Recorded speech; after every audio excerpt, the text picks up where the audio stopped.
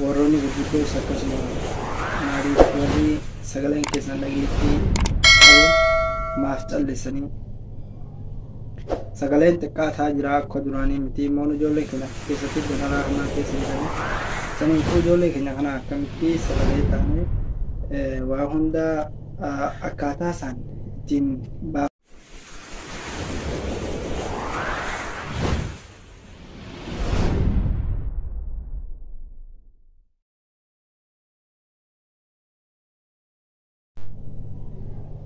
السلام عليكم ورحمة الله وبركاته. شما كم جرتن كوجمتوتا في هردفتوتا سيتشانا جرة جرتو المان أرمون دي كيسنو بكم جرتن مرتين قابلني سوان اللي قابلنا الحمد لله السنة اللي نكنا قابلنا أبدين قبا بقول ما قابلنا سنة جتا أرمانو ولتدي بنجرة دمين التلفي دم جولي كنا سودي كنان كوكبتو جتا دمو مجولة كنا سودي هنا ما تلفنا يعني جولة كنا خنا سجلي هتانو هي بكجرو تاني وروني غرقدو سكسما ماليف وري سجلي كيسان لقيتي كابو ما فتلسني سجلي تكات هاجرا كدراني متي مونو جولة كنا تكساتي درارا ما كيس جراني سني فو جولة كنا خنا كمتي سجلي تاني waa hunda akkaataa isaan ittiin baafamuu danda'an jechaadha. Yeroo duraanii illee gashamu turanii amma immoo inumaa hutti dhiisameera jechaadha. Saniifuu darara mootummaan Itoophiyaa ijoollee keenyarraan ga'ee jiru waan rakkoo hagana jedhamee ibsamuu danda'amu miti. Soo saniifuu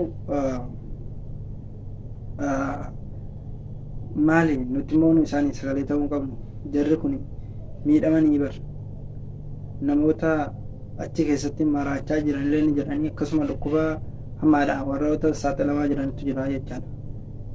Osoo saniifuu jarra keenya ijoollee keenya akka qabnuun ijoolleen keenya biyyatti nuuf galanii saniifuu warroonni gurguddoonis immoo waan kanarraa immoo nu dubbadhaa jechaadha. Abbaa fudhatee jechaadha. Waa'ee siyaasaa qofa osoo hin taane waa'ee ijoollee keenya miidhama ijoollee keenyaa nutti dhagahamee irraa odeessuu qabnaa jechaadha. Immoo sagalee isa keessantu irra dhagahamamooni saniifuu warroonni peejii gurguddoos akkasuma sagaleen keessanillee nama hunda bira nama baay'ee bira waan ga'uuf isinillee hin callisanaadha. Bakkuma jirtanii ijoollee keenyaa sagalee ta'uu hin dandeenya isin jira sagaleen amma akka duraanii miti xiqqaateera jechaadha. Garuu immoo ijoollee keenya rakkoon daran itti hammaachaa jira malee wanni irraa qal'isee hin jiru jechaadha. Soo saniifuu ijoollee kana sagalee hataanuun isin jedha obboleeyyan koo nuti warri bakka sana hin jirree jechaadha. Rakkoon kuni haga gahu waan hin agarreefuu isaanii hamma yaadnu qabnaa jechaadha.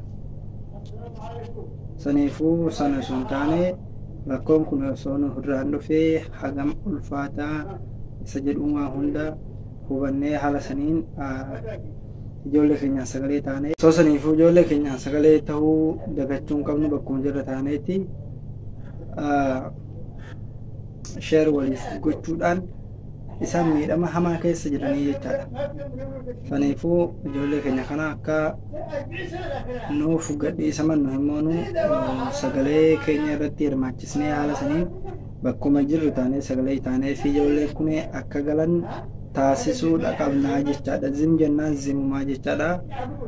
Saniifuu amma inshaallah dhaamsi kiyyaa kanumaan isin jedha dhaamsi isinitti dhaammadhu rakkoo isaan qaban kan akka rakkoo keessanitti hubattanii yoo laaltan kan isaanii yaaduu dandeessanii jechaadha. Saniifuu inshaallah rabbi tashwii ashiruun isin jedha viidiyoo kana sheer walii gochuudhaan namoota hedduu biraan gahaadha. Akka rakkoo uummata keenyaas akka dubbannu isin jira. Soo saniifuu amma nagaannaaf turan isin jira.